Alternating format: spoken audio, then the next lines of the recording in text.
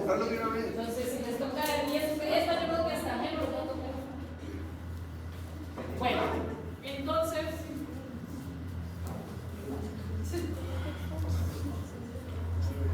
los receptores que quedamos que eran receptores inhibitores. Entonces, a pesar de que tienen la misma estructura y tienen las tres unidades alfa, beta y gamma, al momento de que se activa el receptor G, pues lo que no se va a estimular es la vía de la adenilatoxiclasa. Entonces, como no se va a actuar, no se va a activar la adenilatoxiclasa, no voy a producir ¿qué? AMP cíclico. Entonces, como no va a haber producción de AMP cíclico, va a haber disminución del AMP cíclico, por ende va a ser inhibitorio. Y lo que sí va a hacer esto es que va a ir a activar para abrir los canales de potasio. Los canales de potasio tienen mayor importancia en el músculo cardíaco. ¿Por qué? ¿Qué llevan a cabo cuando se activan los canales de potasio? ¿Para qué funcionan? ¿En qué funciona? ¿En qué parte del ciclo funciona? Para la regularización. Entonces, esto nos va a dar la activación de estos receptores de canales. Esto permite que el músculo cardíaco ¿qué? Se relaje. Entonces va a actuar en los receptores M2 del corazón. Esa es la función de los receptores G y coreceptores inhibitores. Su función es inhibir la producción de ¿qué? De la AMP cíclica. Ahora, los receptores proteína GQ, ellos van a actuar por medio de la vía de la fosfolipasa. Ellos van a actuar sobre la fosfolipasa C que está en la membrana y que estos a su vez van a hacer, vamos a darle zoom a la membrana.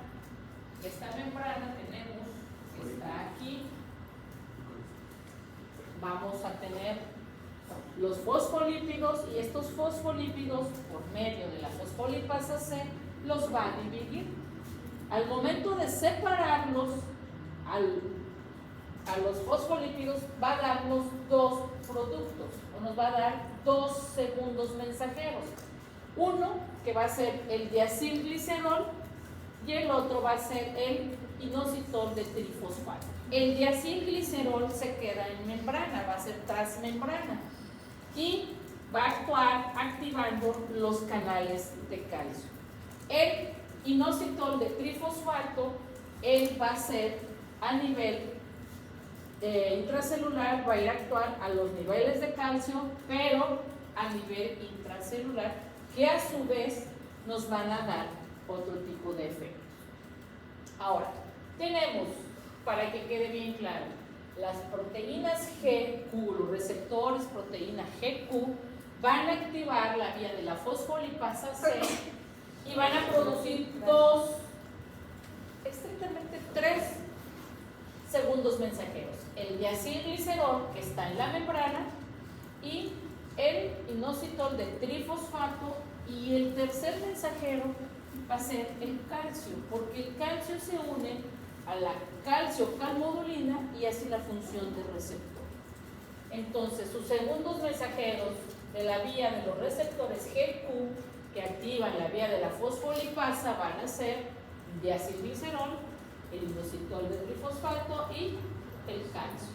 El diacilglicerol activa a lo que viene siendo las proteinquinasas, pero ahora van a ser dependientes de la fosfolipasa C. Por eso les dicen PKC, proteinquinasa C, que es la vía de la fosfolipasa C. Los otros eran proteinquinasa ¿qué? A, que eran dependientes de quién? De la AMP cíclico. ¿Okay?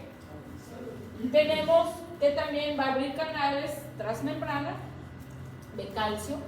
Tenemos ahora sí, el inositol de trifosfato, que va a ser a nivel citoplasmático, va a abrir canales de calcio en el retículo sarcoplasmático y la mitocondria y va a llevar a cabo funciones intracelulares.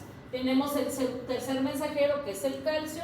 Está considerado como un mensajero porque se une a la calmodulina y hace la función de receptor. ¿Dudas de lo que hace los GQ? Entonces el IP3 activa canal de calcio en Es intracelular, los citoplasmáticos. Su función es ahí. ¿Dudas hasta aquí? Bueno, entonces tenemos. Uy, está bien la computadora. Aquí estaba hablándoles del segundo mensajero, que es el calcio, porque se une a una proteína que se llama calmodulina. Vean, aquí está, la calmodulina se une, aquí está el receptor para los calcio. El calcio va a hacer que la proteína inactiva se una y se active y va a llevar a cabo funciones que son proteínas a dependencia de la calcio-calmodulina, que es esta unión. ¿Sí? Entonces, por eso está reconocido el calcio como un segundo mensajero.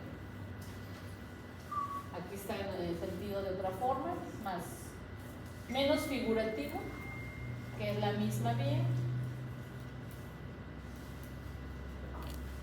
Ok, ¿por qué es la importancia que sepamos la función de los diferentes receptores GI, GS, GQ? El por qué, vean el ejemplo que les ponen aquí. Aquí está la adrenalina y la noradrenalina. Y tenemos receptores alfa 1, alfa 2, beta 1 y beta 2. Hasta ahí sabemos que existen esos receptores. Si activamos el receptor alfa 1, va a actuar directamente con las proteínas GQ. Si es de las GQ que producen y calcio, van a ser sus segundos mensajeros. Y por ende, como ya vimos la función que hace el diacilglicerol, ya vimos la función que hace el inositol, ya tenemos una idea de dónde está actuando. Actuando tanto en la membrana, abriendo canales de quién? De calcio. Si el IP3 va a hacer ¿qué? Va a actuar en los canales de calcio del citoplasma, en el retículo sarcoplásmico. ¿Y dónde? ¿Y qué producimos? ¿Y qué producimos en la mitocondria? Energía. ATP. El calcio ¿a quién se une? A la calmodulina. ¿Y qué producciones hace? Ahí va a actuar ¿a dónde? Activar ¿a quién? A las proteínsinasas, pero ahora son ¿qué? C. Ahora, el alfa 2. El alfa 2 va a ser receptor GI. ¿Qué hacía el receptor GI? Inhibe. ¿A quién inhibía? Inhibía la producción de AMP cíclico, entonces ya no va a estimular. ¿Y qué sí va a hacer? ¿Qué canales va a ir a abrir? De potasio, entonces es un inhibitorio. ¿Y dónde actuamos principalmente los canales de potasio? En el miocardio. Entonces, y vamos a disminuir el AMP cíclico. Ahora, los beta 1 y los beta 2 son GS. ¿Qué hacen los GS? O los estimulantes. ¿Cuáles son sus segundos mensajeros? El AMP cíclico. Ahora, ¿qué acciones tenían ellos? ¿A dónde actuaban? Sí, de canales, ¿qué más hacían? Activación enzimática. Acaba la transcripción, ¿qué más? Hacía 4 cosas, ¿no? Sí.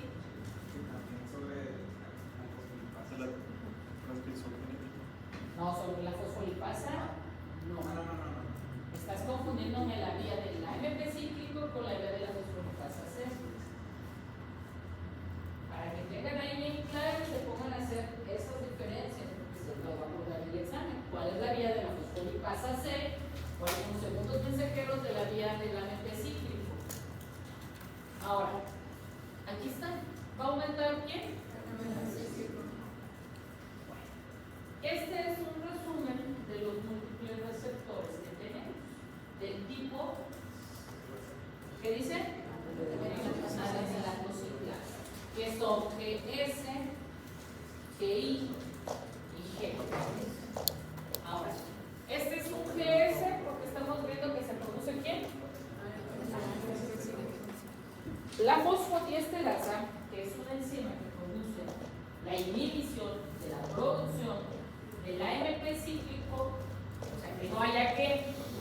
concentración. La cafeína y la teofilina son inhibidores de la fosfodiesterasa. Si estoy inhibiendo la fosfodiesterasa porque estoy tomando mucha cafeína, ¿qué estoy haciendo? Que se produzca mucho ¿qué? AMP cíclico. Y si estoy produciendo mucho AMP cíclico, ¿qué estoy haciendo? ¿Qué estoy incrementando? ¿Qué estoy haciendo a mi organismo? Lo estoy estimulando. Entonces, por eso es importante saber qué hace el receptor, si es inhibitorio, si es estimulante, qué vía usa, porque es donde vamos a ver, a final de cuentas, cuando veamos cada hormona que les vayan a decir, vamos a ver la hormona que siendo hormona del crecimiento, los receptores donde actúa, por medio de qué vía que va a producir, y ustedes ya su mente rápidamente está desencadenando toda esta bioquímica que debieron haber visto en semestres pasados. Fosfolipasa C, aquí está la vía de la fosfolipasa C, aquí tenemos las proteínas, va a actuar activando la vía de la fosfolipasa C en la membrana, a su vez va a dar los segundos mensajeros que es diacilglicerol y el glúcido de trifosfato que van a llevar a cabo las diferentes funciones. ¿Dudas hasta aquí? ¿Les queda claro? El otro segundo mensajero o el tercer segundo mensajero que es la vía del calcio. Entonces, ya quedó bien claro quién es el segundo mensajero de la vía de la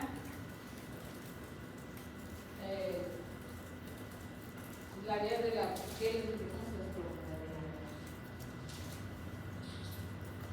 la vía de la adenilato ciclasa. ¿Cuál es el segundo mensajero? El AMP cíclico. Y la vía de la fosfolipasa C, ¿cuáles son los segundos mensajeros?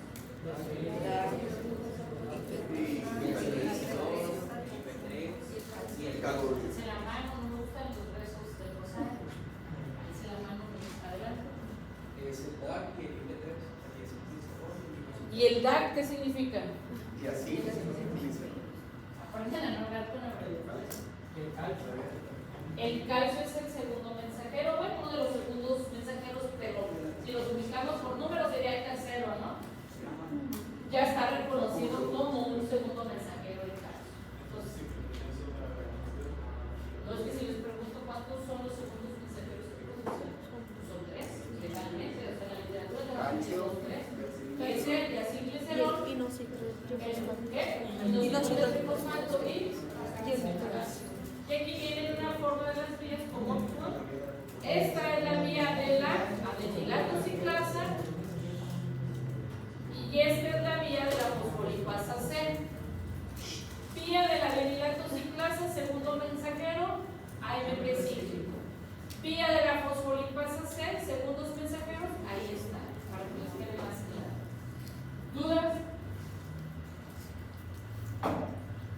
Volvemos a ver pues aquí cómo están acoplados a proteína G, que nos van a dar los dos, los GS o los GQ, que van a actuar a diferente vía. Ahora, aquí tienen las hormonas que van a usar la vía de la adenilato ciclasa y las hormonas que usan la vía de la fosfolipasa C. Eso es lo que ustedes se tienen que saber. ¿Qué hormona va a actuar en qué vía? Porque de ahí van a poder saber cuál es la forma en que lleva a cabo su acción, sus mecanismos que hace, todo lo que hace lo hace estimulando este tipo de receptores. Ahora vamos a entrar a los receptores unidos a enzima. Los receptores unidos a enzima van a ser de tres tipos.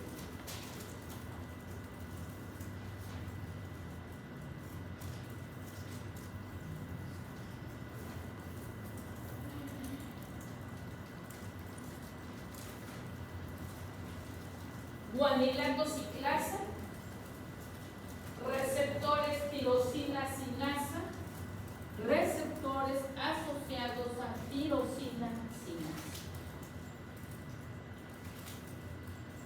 Los receptores guanilato ciclasa, ejemplo, tenemos el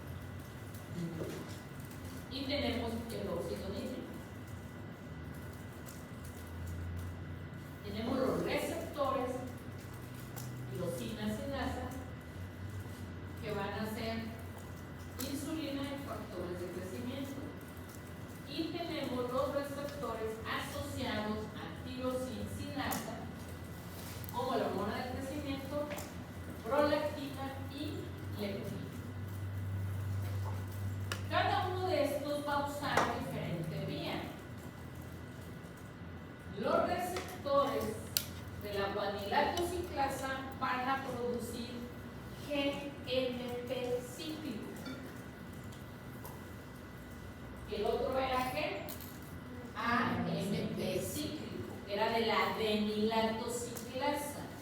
Esta es guanilatociclasa, por ende se llama GMP cíclico, que es de la guanilatociclasa, pero que no se confundan en el examen. Tenemos los receptores de tirosina sinasa. Ellos van a usar la vía RAS-MAC. Y tenemos los receptores asociados a tirosina sinasa que van a usar la vía JAK. Esto doy por hecho que ya lo vieron en fisiología. Y también lo debieron haber visto en bioquímica.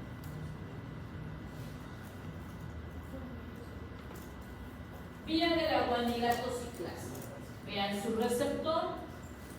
Bueno, imagínense su receptor. Ahí. No sé, es que es con imaginación aquí. Aquí está el receptor, aquí está el espacio específico para la hormona X que va a llegar a acoplarse, y aquí está la guanilatociclasa. Al momento de que la hormona se une, se va a activar la guanilatociclasa y por ende va a producir, allá era ATP, ahora es GTP, y este GTP va a producir GMP cíclico. Y este GMP cíclico va a ir a hacer acciones muy específicas, ¿sí? Estas acciones van a ser relajación del músculo liso, estimulación de la diuresis y captaciones de estímulo luminoso. Obviamente, por especificaciones que había dicho. Les dije que el óxido nítrico era uno de ellos. ¿Dónde se produce el óxido nítrico? En el endotelio. Entonces va a ser la relajación muscular del músculo liso. ¿De dónde? Del endotelio. El que estimula la diuresis es el péptido natriurético auricular. ¿Dónde se produce? En el miocardio. Entonces, este péptido natriurético actúa estimulando la diuresis. Ahora, la captación del estímulo luminoso va a ser estimulando la radiopsia. ¿Quedó claro cómo actúan la vía de la guanilatociclasa por medio de... ¿Cuál es su segundo mensajero? El GMP cíclico. Ese es el segundo mensajero, el GMP cíclico. Aquí está el óxido nítrico, una forma muy estructural. Aquí está cómo va a llevarse a cabo por medio de las fuerzas de cizallamiento. Hay una activación del receptor por estas fuerzas de cizallamiento. Obviamente va a producir, por medio de que se estimula la vía de la guanilatociclasa, esta de tener, que decíamos que era el GTP, estar inactivo, lo fosforila para producir ¿qué? El GMP cíclico. Y este GMP cíclico es el que lleva a cabo la relajación por medio de que va a ser la activación del oxidamiento. Ahora, los receptores unidos a enzimas del tipo tirosina sinasa. Estos tienen 4 subunidades, 2 alfa y 2 beta. Las betas son la tirosina sinasa. Estas pueden autofosforilarse o pueden hacer una fosforilación indirecta. Al momento que hacen esta fosforilación, van a actuar por la vía RAS-MAC. Y esta vía RAS-MAC va a llevar a cabo otras funciones que vamos a ver más adelante. El siguiente receptor es el receptor asociado a tirosina sinasa. Dense cuenta que tiene la misma estructura de las 4 subunidades más la tirosina sinasa, por eso se llama asociada a tirosina sinasa.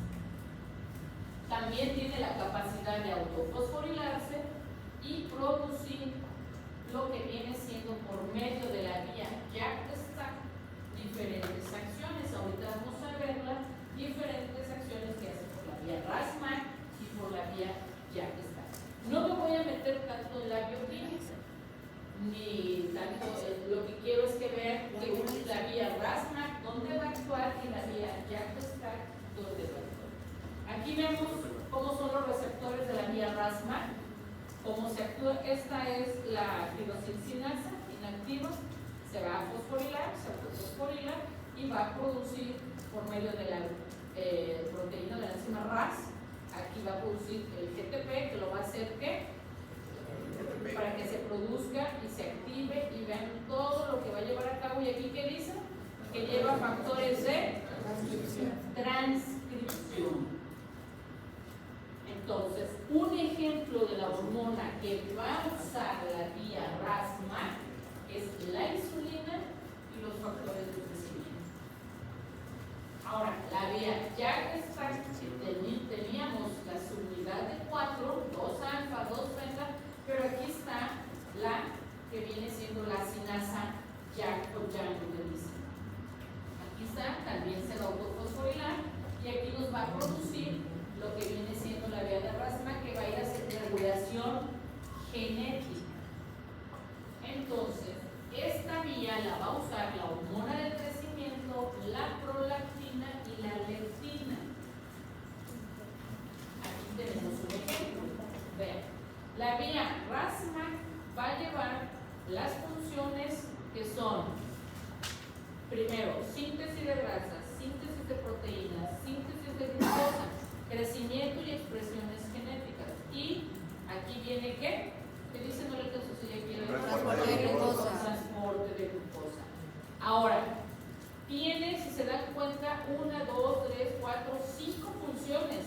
La vía JAK-STAT solamente va a actuar a nivel intracelular, a nivel del núcleo, va a funcionar en la transcripción, en la transducción, en la formación de más proteínas o enzimas, y esto lo hace la vía JAK-STAT.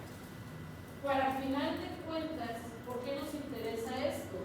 Porque la hormona que use la vía RAS-MAC va a tener estas funciones, la que use la vía JAK-STAT va a tener estas funciones, ya es la hormona del crecimiento, ya es la de la insulina y otras que vamos a ir viendo que nos van a ir diciendo que usan este tipo de vías.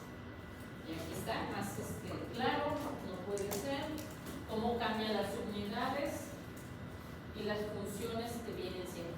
Aquí es un resumen de los receptores que hemos venido viendo durante este tipo de receptor y el de la orilla y no los tocamos nosotros. Realmente los que hemos estado abordando son los receptores tirosinasa y los asociados a tirosinasa. Ahora, para que no se les olvide, los receptores extracelulares, ¿quiénes son? Los receptores intracelulares. El extracelular va a ser el receptor que viene unido a canales iónicos tipo A, el receptor B, que son los receptores unidos a proteína G, el tipo C, que son receptores unidos a catalíticas, y tenemos los extracelulares que forman todos estos, el 1, el 2, el 3, o el A, el B y el C. Y los que no hemos visto y son los más fáciles son los receptores intracelulares.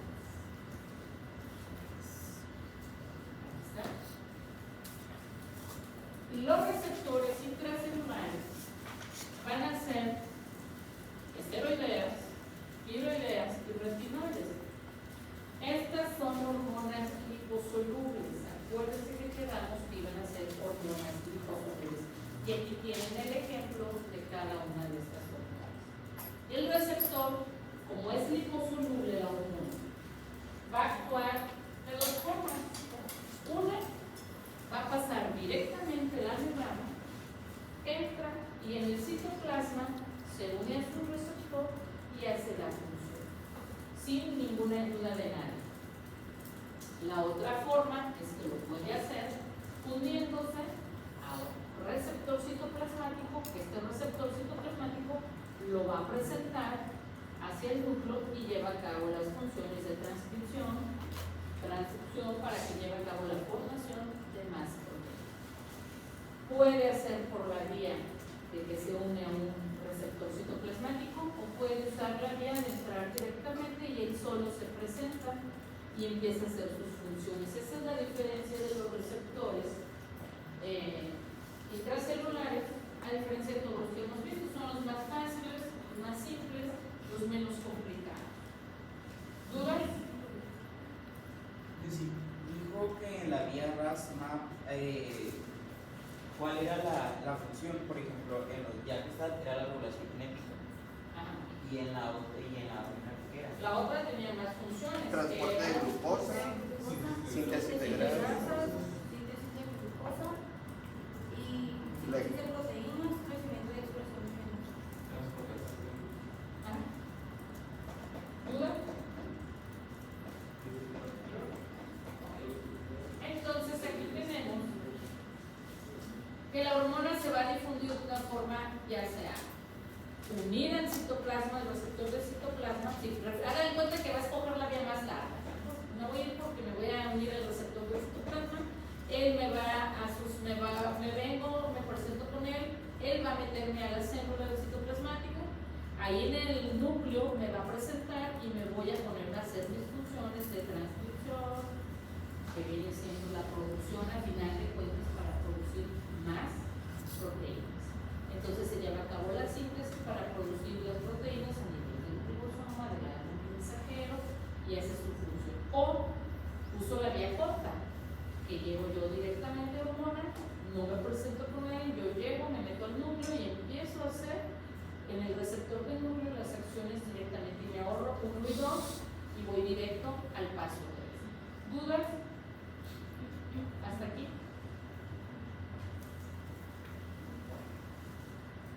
Entonces, los receptores intracelulares pueden usar la vía larga o pueden usar la vía corta, si lo quieren ver desde esa perspectiva de las cosas. Se van directamente hasta el paso 3 y se representan al receptor del núcleo para empezar aquí directamente ya en la síntesis. O se van y se presentan al receptor citoplasmático, que este se va a activar y a su vez va y lo presenta hacia el núcleo para que lleguen al paso 3. Son las diferentes. Las dos vías van a llegar al paso 4, que es al final de cuentas que el citoplasma se activa la transducción en los ribosomas. ¿Dudas? ¿Todos más fáciles, no? ¿O cómo lo ven? No hay mucho que aprenderles, ¿no? Los otros sí tienen segundos mensajeros, tienen más acciones, que es. Ahora, aquí tenemos receptores X, que son de los retinoides, véanlo, está aquí intracelular, está aquí en el núcleo, llega directamente, se une y se va a activar. Y las hormonas tiroideas, que son las otras que van a entrar directamente hacia el núcleo y llevan y hacen su acción. Y ellas iban unidas a otra proteína. Aquí está el ejemplo de los receptores, lo que les decía que ya querían usar, si la vía corta o la vía larga. Aquí está el ejemplo. Vía 1, entro directo al citoplasma y del citoplasma me voy al núcleo directamente. O vía 2, entro al citoplasma, me uno al receptor citoplasmático, que él va a presentarme al receptor del núcleo y ahí en el núcleo llevamos a cabo la transcripción, transición para llegar a la producción de proteínas. ¿Dudas hasta aquí? No. Bueno, este es un resumen, a final de cuentas, de los diferentes receptores que hemos venido viendo durante toda la clase. Tenemos los receptores unidos a canales iónicos, que quedamos que eran voltaje dependiente o químicamente dependiente, que eso tenía que ver con las concentraciones de sodio, potasio, calcio, intra y extracelular. Tenemos los receptores unidos a proteína G, que van a ser adenilato ciclasa y adenilato fosfatasa. Entonces tenemos dos vías que pueden usar nuestros receptores unidos a proteína G. Tenemos los receptores hormonales unidos a enzimas catalíticas, que es la guanilato ciclasa, los receptores de la tirosincinasa y los receptores asociados o unidos a tirosincinasa, que a su vez el receptor de la guanilato ciclasa me producía GMP cíclico, los receptores de la tirosincinasa iban a hacer el uso de la vía ¿qué? No, basta. Aquí está al revés.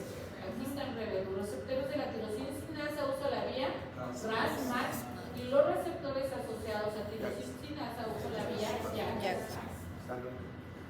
Y ya sabemos que los receptores hormonales intracelulares y que activan genes, pues lo hacen por medio de dos vías. Directamente, como son liposolubles, ellos no necesitan mayor acción que hacer. Y aquí está el resumen de las hormonas que usan la vía de la AMP cíclico, la vía de la fosfolipasa C. Aquí tenemos ejemplos que les había dicho ya ahorita.